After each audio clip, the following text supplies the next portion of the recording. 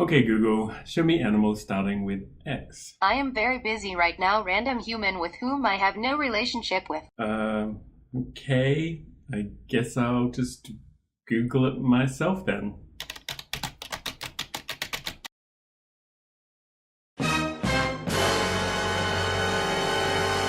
Google, what does that even mean? Take a hint, human. I said I'm too busy for you. G'day art adventurers, welcome back to my art channel where I'm currently doing an entire alphabet of animal drawings, and today I am up to the letter X.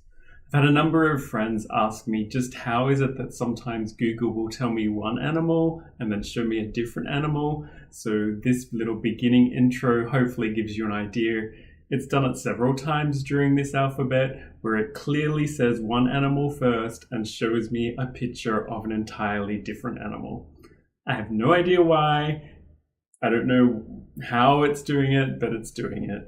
And so once again today, I'm going to be doing two animals for the letter X. The first one is a bird, which actually when I checked it, looks like it was misspelt on that first result back, and it's the name of its genus or genus.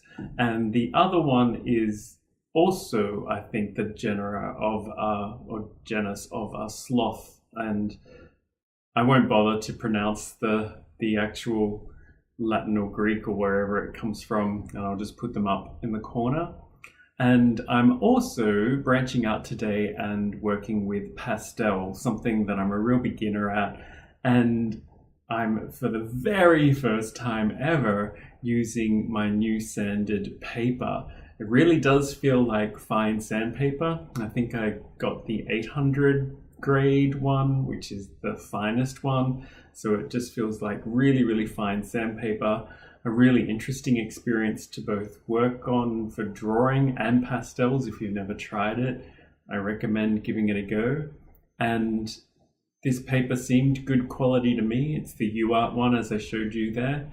And I'm first going in, as you can see, with my soft pastels, or pan pastels, I should say. They are soft pastels, but they're pan pastels. It's a brand name, I think it is. And they come in these little discs that you unscrew, and then as you can see, you have these little foam applicators that you can apply the pastel with. And I thought it would be interesting to just briefly show you some real-time application of that. It felt a little bit slow on this paper because it's so sandpapery and rough. It was just gripping all of the pastel right away. So I switched to using a broader sponge and trying out some other techniques.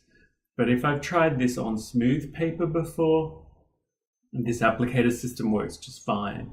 And I think it also works okay for this sandpaper. I guess I just wanted to move a little bit faster, especially for the first layer.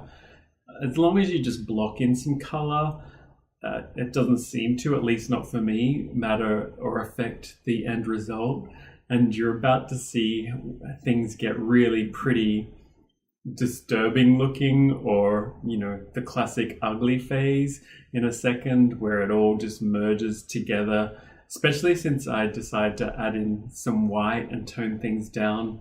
I'm not exactly sure why I did that for the sloth and the bird. I definitely wanted it for the background, but I end up just blurring it all together.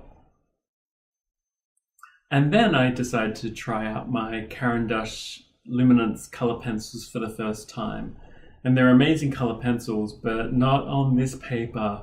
It just wouldn't apply in the way that I wanted it to. Maybe if I was going in for some final touch-up details or layers, it would have worked, but it wouldn't blend out or move the pigment around the way I wanted it to.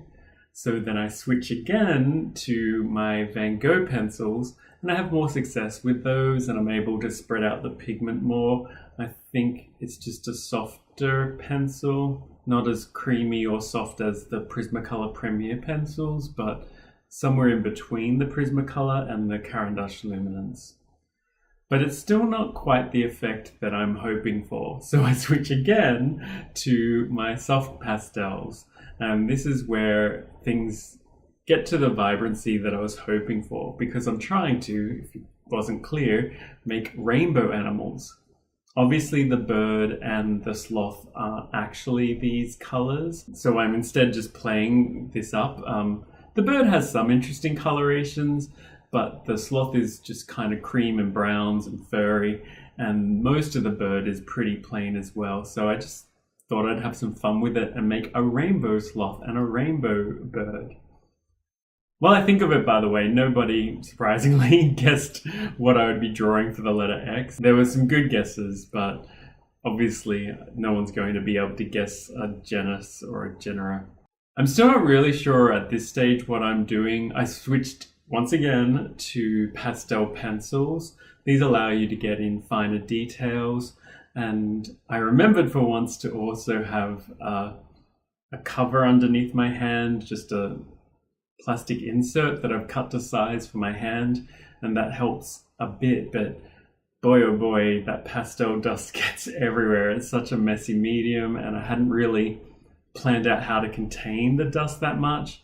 I'd worked on smaller projects with it on softer paper and just didn't get nearly as much dust as I did with this sandpaper, right? Like, it's going to rub off so much of the pastel, and so you end up with lots and lots of dust.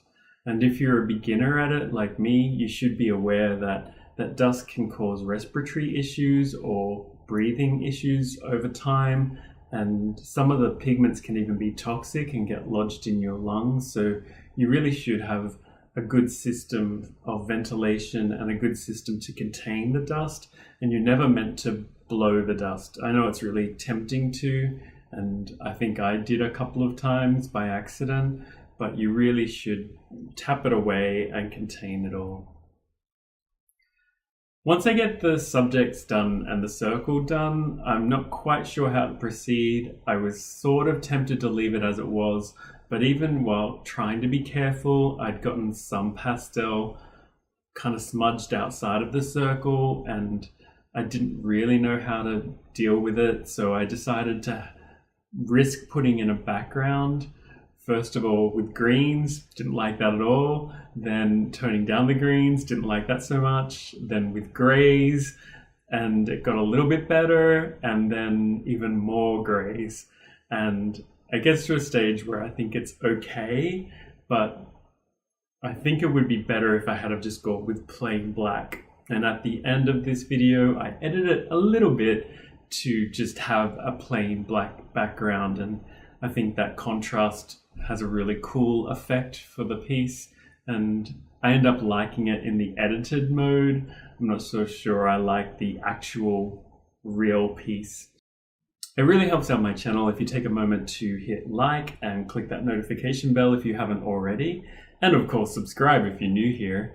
And I'd love to hear your thoughts down below. What do you think of this piece? Have you ever done a rainbow animal before or tried to draw one? I've seen lots of artists tackle it before, and it always looked fun to me, but I'd never gotten around to trying it. And it is super fun, so I recommend trying it. And you know, you've got to love some little rainbow pride animals. They just look awesome. So that's it for today. I'll see you guys soon for another art adventure. Take care.